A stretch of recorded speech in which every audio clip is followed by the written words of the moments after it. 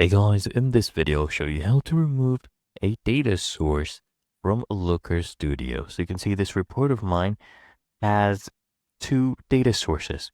Okay, now to remove the data source, all you need to do is come here and click on this, okay, this pencil icon for edit data source. You can just hover over the logo of your data source type, okay?